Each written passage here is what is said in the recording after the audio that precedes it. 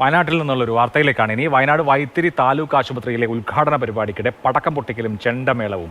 അത്യാഹിത വിഭാഗത്തിന് അടുത്താണ് പടക്കം പൊട്ടിച്ചത്. ആരോഗ്യമന്ത്രി വീണ ജോർജ് പങ്കെടുത്ത ഉദ്ഘാടന പരിപാടിയുടെ സമയത്താണ് പടക്കം പൊട്ടിക്കലും ചെണ്ടമേളവും നടന്നത്.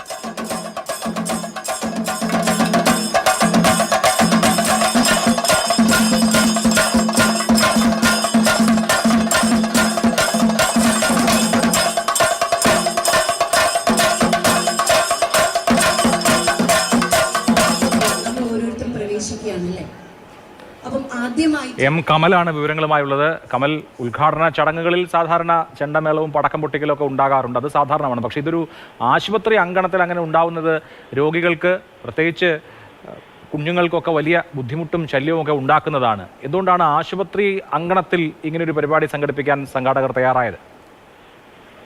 അഭിലാഷ്, ആ കാര്യത്തിൽ ഒരു വ്യക്തതയില്ല. കാരണം ആശുപത്രിയിലെ ഉദ്ഘാടന പരിപാടിയാണ്. സ്ത്രീകളുടെയും കുട്ടികളുടെയും ബ്ലോക്കിന്റെയും അതുപോലെ OPD ട്രാൻസ്ഫോർമേഷൻ, നവീകരിച്ച PP യൂണിറ്റ്, ലാബ് എന്നിവയുടെ ഉദ്ഘാടനമാണ് ആശുപത്രി അങ്കണത്തിൽ വെച്ച് നടത്തിയത്. അപ്പോഴാണ് ആരോഗ്യമന്ത്രി വന്നിറങ്ങിയപ്പോൾ ആശുപത്രിയുടെ ഗേറ്റിൽ ഇത്തരത്തിൽ പടക്കം പൊട്ടിക്കുകയും അവിടെ നിന്ന് മന്ത്രിയെ ചെണ്ടമേളത്തോടെ ആനയിക്കുകയും ചെയ്തത്. ഈ ഗേറ്റിൽ നിന്ന് അധികം അകലെയല്ല ഈ കാഷ്വാലിറ്റി ഉൾപ്പെടെയുള്ള OP ബ്ലോക്കും അത്യാഹിത വിഭാഗം ഒക്കെ സ്ഥിതി ചെയ്യുന്നത്. അതുകൊണ്ട് തന്നെ അതാണ് ഇപ്പോൾ വിവാദത്തിലായിരിക്കുന്നത്. പ്രത്യേകിച്ച് ആശുപത്രിയും താലൂക്ക് ആസ്ഥാന ആശുപത്രിയാണ്.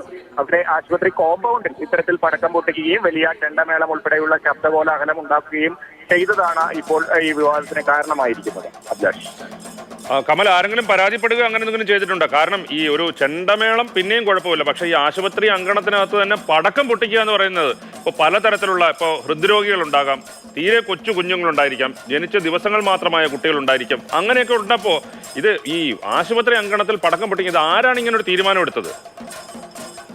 പഞ്ചായത്ത് ഉൾപ്പെടെയുള്ള സംഘാടക സമിതി, ബ്ലോക്ക് പഞ്ചായത്ത് ഉൾപ്പെടെയുള്ള പഞ്ചായത്തും ഒക്കെ ഉൾപ്പെട്ടതാണ് സംഘാടക സമിതി. ആരാണ് തീരുമാനമെടുത്തത് എന്ന് ഇനി അന്വേഷിക്കേണ്ടതാണ്.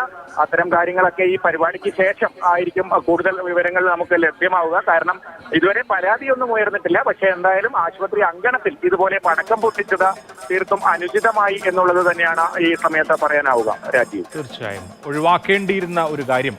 പ്രധാനപ്പെട്ട ജനപ്രതിനിധികളെല്ലാം ഉണ്ട്. കൽപ്പറ്റ MLA T സിദ്ദിഖുണ്ട്, ജില്ലാ പഞ്ചായത്ത് പ്രസിഡന്റ് ഷംസാദ് മരക്കാറുണ്ട്, കേരള ആരോഗ്യമന്ത്രി വീണ ജോർജ് ഉണ്ട്. അപ്പോൾ ഇത്രയും എല്ലാ VIP-കളുണ്ട്. പക്ഷേ അന്നേരം ഒരുപക്ഷെ സംഘാടക സമിതിയിൽ ആരെങ്കിലും തീരുമാനിച്ചതാകാം. അത് അനുചിതമായി പോയി, ഒഴിവാക്കേണ്ടതായിരുന്നു എന്നുള്ള കാര്യത്തിൽ സംശയമില്ല.